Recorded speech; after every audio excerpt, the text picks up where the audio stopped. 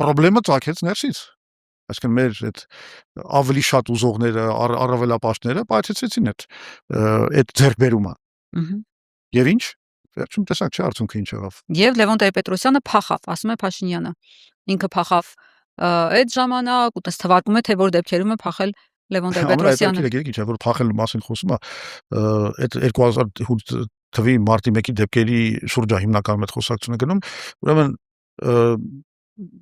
Լևոն Տեր-Պետրոսյանը հենց մնացել էր բանում, այդ օպերայի հրապարակում, բանում ազատության հրապարակում, այսինքն բոլորը գիտեն, որ բռնությամբ իրան տեղափոխել են իր տունը եւ 3 կարդոնով շրջապատել են ոստիկանությամբ եւ չեն թողել, որ ինքը շարժվի, այսինքն այնտեղ փախուստի բան չի եղել։ Իսկ այ ինքը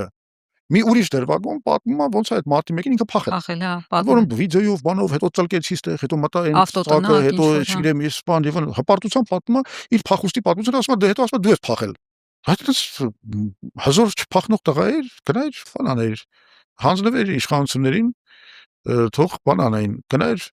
այդ հանձնվեցիր, երբ որ մենք արդեն այնպես մեծ աշխատանք էինք արել, որ ակնհայտ էր, որ